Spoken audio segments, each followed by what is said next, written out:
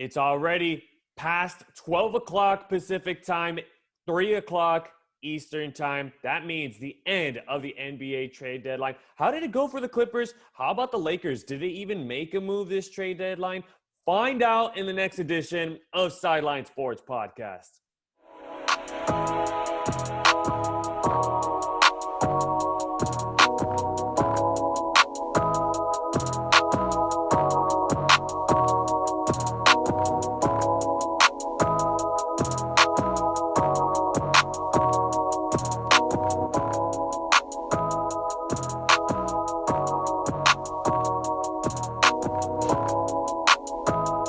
Welcome to Sideline Sports Podcast. If you're not on the sideline, it's not Sideline Sports Podcast. And we welcome you all back to another edition of Sideline Sports Podcast. I'm the host, Alex Naveja, where if you're not on the sideline, it's not Sideline Sports Podcast, the source of all of your SoCal sports news. And with me today, good friend of mine, and of course, a longtime colleague of mine. He goes by the name of Bill Herenda. You guys may recognize the face. He's an NBA contributor and also a college basketball analyst. You guys have probably seen him on the Mountain West Network, some ESPN3 broadcasts. But take it away, Bill. How you doing today? And it's always a pleasure to have you on the podcast. Alex, you are absolutely ubiquitous. Perhaps one of the hardest working people in media. I'm just happy to be with you. And, yeah, a lot going on today, particularly with the NBA trade deadline. It's been quite frenetic. Absolutely. It's crazy once it comes down to the wire of the final hours of the trade deadline, how everything just starts to collapse and everyone just kind of go into rush mode. And let's make a move for contending's sake. For some teams, if you're like the Orlando Magic, that they were trying to collect as many first-round picks from contenders and try to trade away the valuable assets that they have. But you know what? Before we even talk about some of this NBA trade deadline action, this episode of Sideline Sports Podcast was brought to you by Manscaped, who is the best in men's below-the-waist grooming. Manscaped offers precision engineered tools for your family jewels. They obsess over their technology developments to provide you the best tools for your grooming experience. Manscaped is trusted by over 2 million men worldwide. We have an exclusive offer for all of my viewers, supporters, subscribers. You guys can get 20% off plus free shipping. Not just a 20% off. Free shipping as well, but you have to use my promo code SIDELINE20 to save you guys 20% on all of your orders. You guys, if you guys order the family package, you get the traveling case, you get not one, but 2 of the deodorants right there. You also get the Lawnmower 3.0 right here. Such precise grooming experiences with this guy. It also comes with an LED light. So make sure to use my promo code SIDELINE20 to purchase any of your grooming needs. And remember, first impressions always count, and you always want to look your best when you're groomed nicely. So without further ado, Bill, let's talk some NBA trade deadline action here in LA. Let's go straight to the one that actually broke earlier today between the Atlanta Hawks and the Los Angeles Clippers. The Clippers will be sending over Lou Williams and 2 second-round picks for a veteran, Rajon Rondo. He's officially back in LA, but not as a Laker, but back as a Clipper. I want to get your take, your thoughts on this move for the Clippers. Well, I think it's a good move for the Clippers, notwithstanding Lou Williams and how much bench punch he has provided over the last several seasons. And ironically, it was rumored that Rondo would sign with the Clippers during the offseason. Now, Lawrence Frank said that the stated goals for the Clippers before the season began was to improve the playoff rotation with range shooting, particularly from a 5, and rim protection and playmaking. Now, they believe they got that with Kennard as well as Ibaka and Batum. But now what you've got is playmaking via Rondo, not to mention the intangibles, the savvy, the championship experience. And like Einstein said, not everything that counts can be counted. And taking a step back, Alex, I think it's paramount to recognize that over the past 20 seasons, we have only had 2 NBA champions outside the top 10 in defensive rating. Over the last 10 years, we have only had 3 NBA champions with a worse defensive rating than their opponent in the finals. Now, this trade may not necessarily make the Clippers better defensively, but comparing year on year, offensively, the Clippers were 2nd in defensive rating last year, 5th in defensive rating, and 8th in pace. Currently, they're 2nd in offensive rating, 15th in defensive rating, 8th in pace. So certainly improving defensively over the stretch run here into the playoffs will be paramount for the Clippers. And I think that's what everyone in the NBA ultimately is trying to do, is get better defensively. Absolutely. I think both ends will get some pretty good points with these 2 very talented guards. I think with Williams moving over to an Atlanta team that really is making a contention in that Eastern Conference, you could be a team above 500 by 1 game, and you're going to be set in the playoffs in that Eastern Conference. So that's going to help out with that Williams-Young duo that's going to be helping out there. But now Clippers, they get that veteran presence in Rajon Rondo, and he's such a good playmaker. He's a guy that always makes someone open, always helps guys get that open look that they're looking for. But if you really look at like the scoring numbers between the two, I kind of feel like the Clippers fell a little short on that, because yes, they did get a Rajon Rondo with the playoff experience.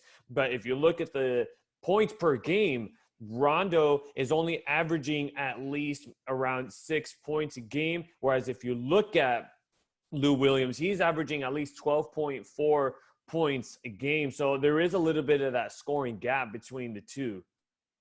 Oh, of course. And that's why the Einstein quote on not everything that counts can be counted, because defensively, those intangibles are much harder to track.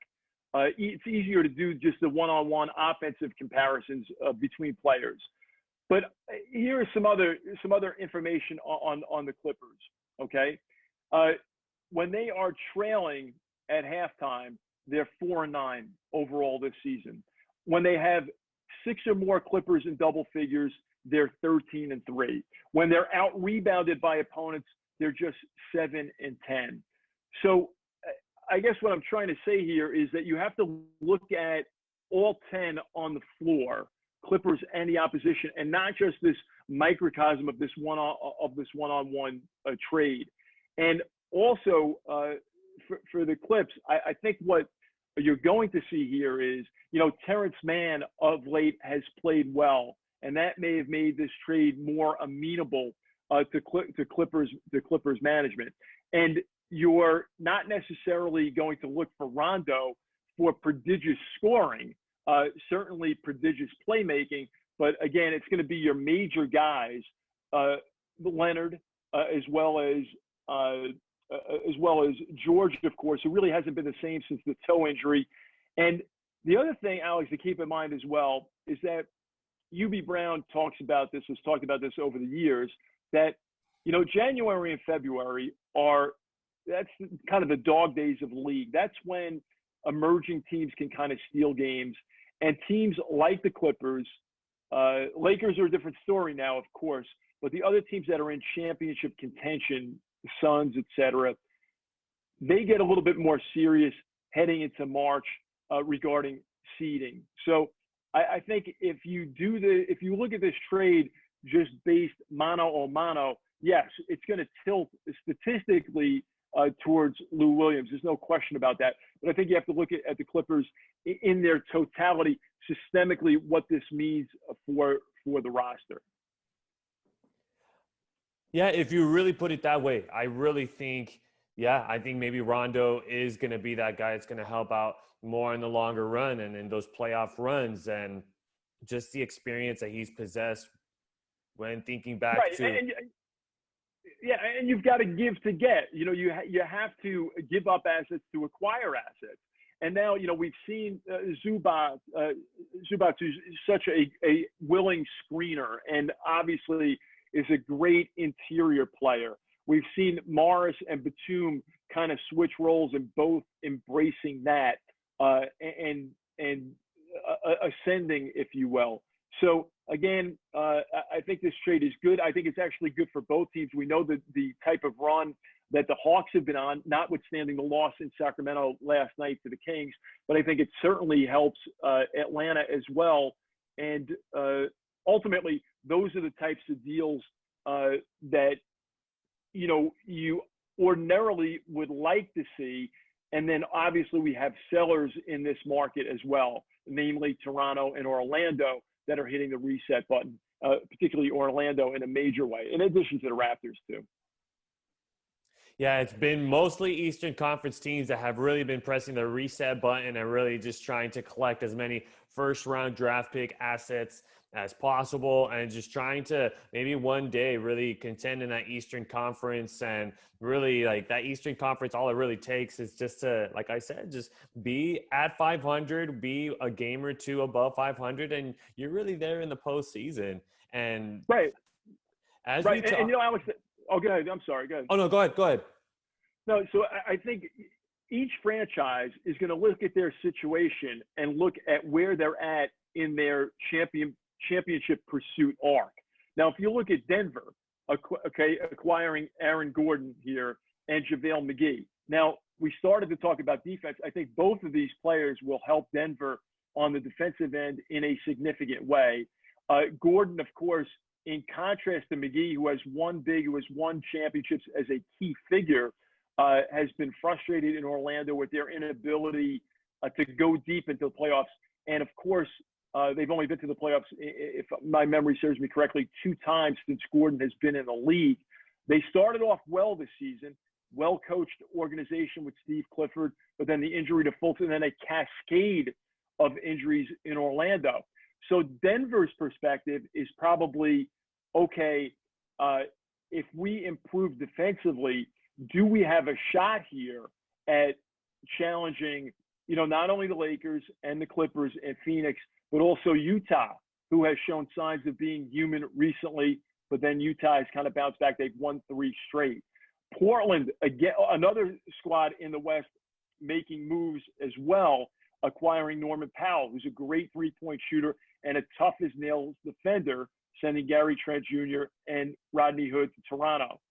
And then you look at the Eastern Conference, you know, Chicago acquiring Vucevic, a major player there, one of the best skilled bigs in the league. Boston acquiring Evan Fournier. I know we don't have time to go through all of them, but I think it's fascinating to watch what is occurring. And then also, you know, a team like Boston, as crafty as Danny Ainge is, they really have not done many in-season trades. Stable franchises that have done really well, like the Spurs, rarely make in-season trades. But again, I think it's just the perspective of ownership, management, coaching. Where is the alignment? Where is the sense of urgency? What can we get in exchange with what we're willing to give up? And again, we also have the dynamic of a play-in scenario where 10 through 7 are going to be, you know, you would think maybe a little bit less active because of the play-in, which will be new this season. So it's just fascinating to watch. And another area, of course, is the finances and the salary cap and what have you. So many moving parts, and really fascinating to watch teams, what they're doing and also what they're not doing. And some of the best moves in life are the ones you never make. But certainly I think Denver has improved defensively with their acquisitions today. And you bring up some really good points, Bill, and you're actually transitioning to the next point in the episode. We talk about the Clippers, and right now they're sitting at that 3 seed right now, 29-16, 4 games back of the Jazz. But you look at least a game and a half away, 2 seedings down, and it's the Denver Nuggets. And with those acquisitions of Gordon and McGee, if you ask me right now, they're going to leapfrog right now over the Lakers due to their injury woes that they're going through right now. There's no doubt about that. But now, if you're the Clippers, how worried are you for a Denver Nuggets team that just made these moves and they could be breathing down your back? Well, you have to respect every opponent. and consistency has been a concern of the Clippers. They seem to get up for noteworthy opponents, and they've had some letdowns against lesser opponents. So really, the NBA, to me, is about accountability, chemistry, balance, and consistency. Little ACBC. And I think it's more about how you're playing rather than who you're playing. That's a Jeff Van Gundy adage, if you will. Yeah. So I think from that standpoint, you want to take care of your business. And again, the dog days are in the rearview mirror. You want to focus on playing as well as you can. And also, bench play for the Clippers. Lately, we've seen Kennard come on. We talked a little bit about Terrence Mann earlier, being more aggressive. Batum has been good off the bench as well. So, listen, coaching in the NBA, yeah, you could make the argument that you sleep like a baby. You wake up every couple hours crying. And also, it's kind of like a bowl of ice cream.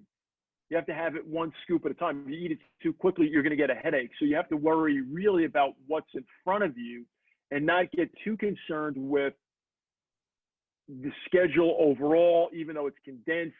All that stuff now about, no training camp and no summer league, all of those things, everyone's dealing with the same issues. This is a lot tougher than the bubble where you could practice frequently. You weren't on planes.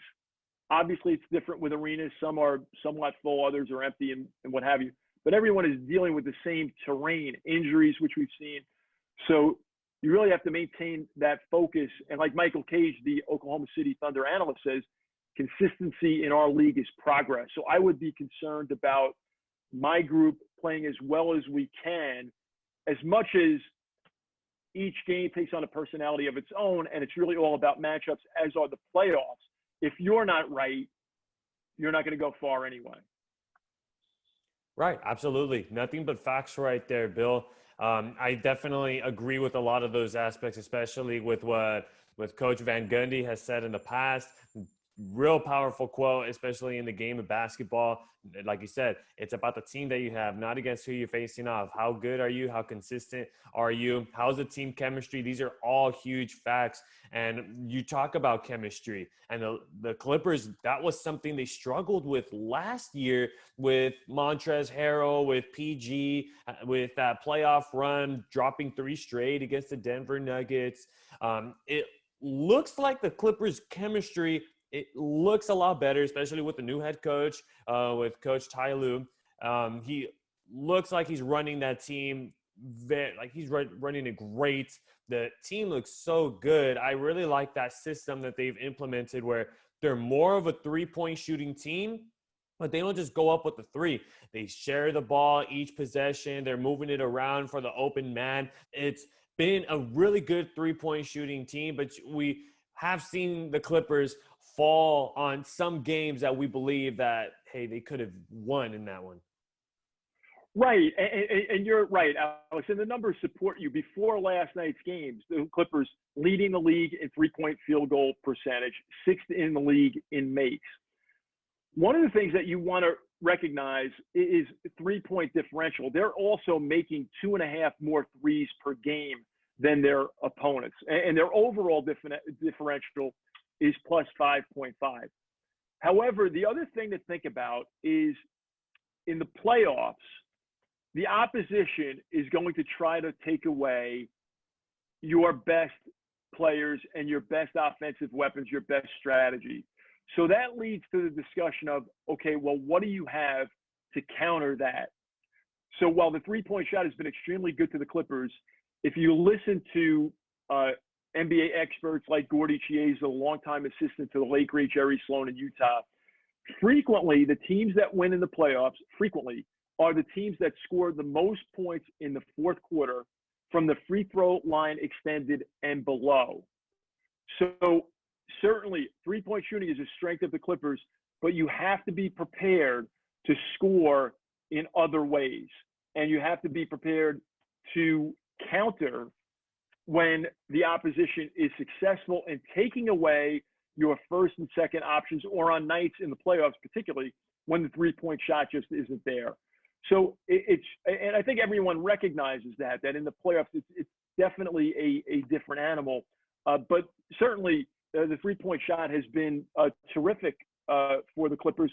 But again, if you go back to the numbers, you know, when they're making fewer threes, they're very average. They're just 5 and 9 overall. And where they're out-rebounded by opponents, they're just 7 and 10. So just a word of caution, things to think about. And again, to me, primarily what needs to happen for the Clippers is defensively, they've got to get better.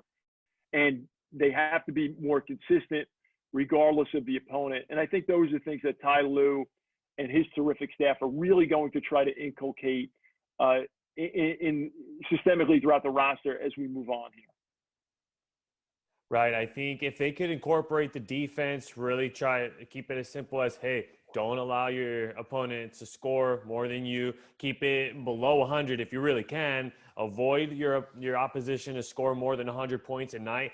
I think the Clippers can really make a case, can really make a serious run in the playoffs just because the ball movement is there. You talked about it. Three-point shooting is there.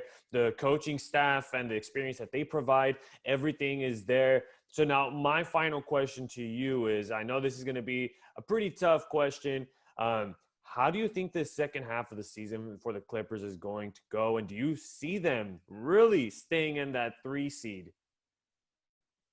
I think they can. Alex, I think they can. And you touched on a very important point. Remember, UB Brown's cardinal rule of playoff basketball is, can you control your defensive board? Because you just can't give up easy points, right? And good defense starts with good offense, with good shot selection. Make sure that the opponent is taking the ball out of the net. Even though they're top 10 in pace, if the pace slows down in the playoffs, what becomes paramount? There are fewer possessions, field goal percentage. So I really think they can. I'm bullish on the Lakers. I like the Rondo acquisition. I think they can. I think they've got the talent, the attitude, and the mantra. I think they've got great alignment throughout the organization, from the coaching staff to management to Lawrence Frank to ownership. So I think they can. And basically, if they stay healthy, and we haven't talked a lot about that too, that's another big factor is health. And now, even though the Lakers have significant injuries, Denver and Portland are going to inculcate some new pieces. Dallas has played really well of late. They've come on. They've kind of gotten that ship right. Utah, of course, has been terrific, and they've been fortunate health-wise. Really, they have been, knock wood if you're a Utah Jazz fan, or if you're an NBA fan, you just want to see everyone at full strength. They've remained really healthy. But I think the Clippers do have the opportunity to maintain that 3 seed. But again, what I'm looking at, if I'm a Clippers fan and I'm looking at that box score, I'm looking at field goal percentage against, opponent second chance points, turnover margin, being a low turnover team. Those are all the things that I'm looking at. And I'm also looking at how is our energy and our performance on a nightly basis in this compacted schedule, regardless of what the other jersey says. Those are the things that I'd be looking for. But I think they can maintain that 3 seed. I really do. No doubt. It doesn't matter who is in front of you at that game. It's about what type of energy, like you said, you're going to bring to the court, whether you have it or you don't. And if you don't have it, a great team will make adjustments and will definitely come back into games. And you know what, Bill? I can see the Clippers actually moving up a seed. And the reason being is because if you ask me, seeds 2 to 6, or even if you add to 7, potentially even 8, is not bought. It's not a given. Reason being is because this Western Conference, it's so talented. It's so good. There's going to be moves that are going to be going around. I can see the Clippers jumping over the Suns. I can maybe even see the Nuggets, maybe even jumping over the Lakers at the moment right now due to health issues and such. But I'm going to say nothing is a given here in this Western Conference. Bill, any final thoughts as far as the Clippers and moving on to the second half of the season? You know what, Alex? I think that we've covered it. And I would just say, to amplify your point, that the NBA, Steve Clifford, the coach of the Orlando Magic, has said this frequently. It's a game of adaptation and change. And look at the impact that Chris Paul has had in Phoenix. Look at how consistent Memphis has been with so much of their homegrown talent. And Jaren Jackson Jr. hasn't played yet this season. Steve Kerr and the Warriors have done a really good job of fighting through their injuries. Chicago should be much improved with Vucevic, with that acquisition. So I guess the point I'm trying to make, of course, Brooklyn with their big three, can they get healthy and be on the floor more together? Look at Charlotte, what they've done. Atlanta has turned it around with Nate McMillan as their interim coach. Miami has played better with Jimmy Butler being healthier. They're active in the trade market. I'm saying this because it's a very dynamic, fluid situation. And from that standpoint, you really have to bring it every night, regardless of who you play for, because this game can humble you in a heartbeat. And the teams that are rebuilding, Toronto, a former NBA champion, Orlando, Rome didn't get built in a day, but it got built. So there's reason to keep the faith if you're rooting for a team that has been a seller in this market.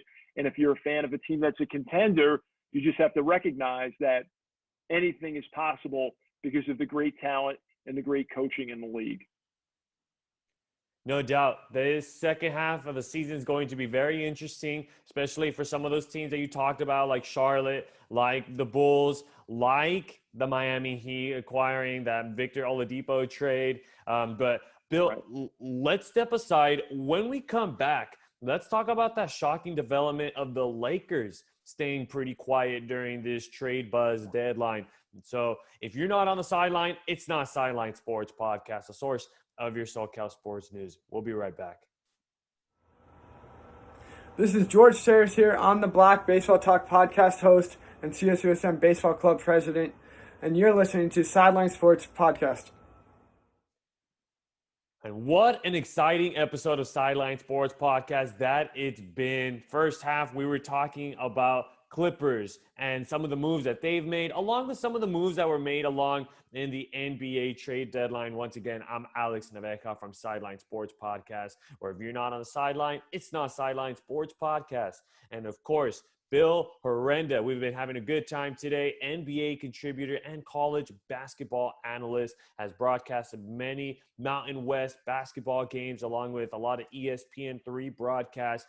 And he's been bringing in some great insight for that first half. And of course, the episode brought to you by Manscaped. Make sure to use my promo code SIDELINE20 so you could get yourself 20% off plus free shipping for all of your grooming needs. And also, if you need to upgrade on your cologne game, also they've got cologne, so you make sure to stay smelling fresh, make sure it'll be looking fresh at all times. And of course, first impressions are everything, so why not pick yourself something to give you that great first impression? So Bill, let's talk about the next order of business, and it's the Lakers. Yes, the Lakers were in on Kyle Lowry, which at the end of the deadline, the news broke out. According to Woj, he said that Lowry was going to stay as a Toronto Raptor. So now, if you're the Lakers, you came up empty in this trade deadline in a moment where the Lakers are very short without their superstars.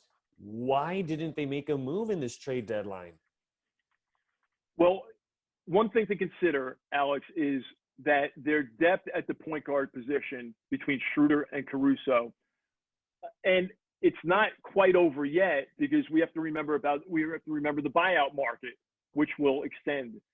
So, to me, basket protection, paint protection, a higher priority than bolstering or buttressing the backcourt situation. Now, that's not to say that you wouldn't love to have Kyle Lowry, because he's a winner in every sense of the word, a true champion, can knock down threes, will take charges, a playmaker, just a tough, rugged guy. So you always can use a player like that in your lineup. So perhaps Lakers not really having the assets to get that done. And also, again, you know, when they lost McGee and Howard during the offseason, I thought, okay, well, I get Schroeder and I get Gasol and Montrezl Harrell, of course. But my concern was their defensive scenario. And again, really defensively, they have been quite good. I mean, they're still leading the league in defensive rating. These are stats before last night's games. 15th in offensive rating, 7th in net rating, 5th in pace. So, again, I think a lot for the Lakers here, of course, they know what they have to a large degree. It's about getting Anthony Davis and LeBron healthy. And I would see if they could make some noise here in the buyout market, which is still going to occur. They need to address more of the rim protection, like you discussed it before, because of an Anthony Davis that even if he does come back in the court, the thing that's going to be in the back of your mind if you're Frank Vogel is, hey, I need to monitor AD and I need to make sure that he is 100% healthy, because the goal at the end of the day is to play summer basketball and to be in the playoffs and not be without Anthony Davis. You want him to be on the floor because he provides you that defensive presence. He gives you that big man presence, collecting the boards. And these are all things that the Lakers are really missing in there, which is why I was a little shocked that Kyle Lowry, that would be an amazing attribute for the Lakers, but I think they need to address more of the big man situation, which is why I was thinking about, hey, maybe an Andre Drummond type of move, bringing him to LA, giving that rim protection, also helping out Montrezl Harrell. His minutes have definitely been climbing up, and to give some backup, some depth, also to back up Marc Gasol, because I think we can all agree Marc Gasol has not been everything that the Lakers have really needed him to be. Well, yes. And, that's something that I think they'll continue to look at that buyout market, and it's still a possibility. Now, as we're recording this, Alex, too, they could have gotten something done late, right? We just don't know. Even though the trade deadline is passed by the time they announce it, there's always that possibility. But I agree. I think defensively is an area where they need to improve. And also, I think for the Lakers, they can be less concerned about seeding. Health is paramount. Can you imagine if they drop some people think they can drop to 6. Imagine if they drop to 8 and Utah gets them in the first round. If Utah maintains, that would be a dynamite series. So Frank Vogel, that was one of the things that really impressed me. Frank Vogel and his staff getting the Lakers roster last year to buy in defensively and to be so good defensively so quickly was really impressive. And I'm sure that's going to be their goal, again, to maintain their defensive intensity. And also, listen, this gives their bench guys the opportunity to get meaningful minutes. And if you visualize the playoffs, you could see where Horton Tucker or other guys, that experience could prove fruitful and they could come through in a big spot in the playoffs because we know, guys 5 through 8 are still vital in the postseason. Right. The bench guys are definitely getting some minutes. We're starting to see McKinney come off of the bench. We don't really get to see him come off of the bench. Antetokounmpo is someone that also comes back off of the bench and gets some minutes. And just being able to see guys like that really show their worth, really show what they're really made of, and just getting all these guys the opportunities to play. It is tough to see if you are a Laker fan, just seeing Lakers lose. They're currently on that 3-game losing streak right now. It is tough to see it, but it's just a matter of time before they have both LeBron and AD back. So, Bill, without further ado, final thoughts for the Lakers going into this second half? Right. I think the thought here is you're having a temporary setback.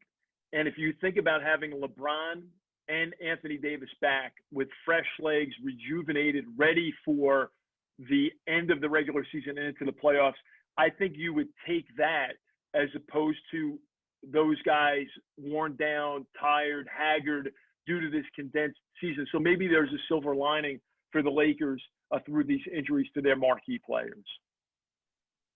So this injury time going to give their all-stars some fresh legs, give them some time to rest, and when they come back, they're going to be better than ever. But that's all the time we have left here on Sideline Sports Podcast. We thank you all so much for tuning into this one. If you guys liked this episode, please give the episode a thumbs up. Comment down any questions that you guys have down below, any predictions that you have for the Lakers or even on the Clippers, and your thoughts on the trade deadline for the Clippers and the Lakers not making a move. But as Bill said, the buyout market definitely coming up. So definitely comment your thoughts down below. And of course, Bill Herenda, an NBA contributor and a college basketball analyst himself from the Mountain West, doing some broadcasting there, and also some ESPN3 broadcasts as well. You guys can catch him there. I'll also put his social media handles down in the description below, so you guys can go ahead and follow him in all of that social media platform. And if you guys want to know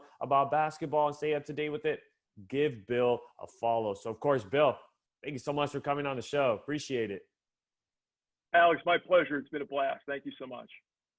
It's been a blast just talking nothing but NBA action here. But this episode of Sideline Sports Podcast was brought to you by Manscaped, who is the best in men's below-the-waist grooming. Manscaped offers precision-engineered tools for your family jewels. They obsess over their technology developments to provide you the best tools for your grooming experience. Manscaped is trusted by over 2 million men worldwide. We have an exclusive offer for all of my listeners, viewers, subscribers, supporters. That's 20% off plus free shipping. You get both of them by using my promo code SIDELINE20 to save yourself the 20% along with the free shipping. Get yourself a travel bag. Get yourself the Lawnmower 3.0 or any other grooming that you guys need done. Razors, colognes, you name it. Anything you need. So you always look fresh. Get that first impression that you need going on. So I'm Alex Naveja from Sideline Sports Podcast. Thank you so much to everybody for tuning into this one. We'll see you guys next week as opening day for Major League Baseball is upon us.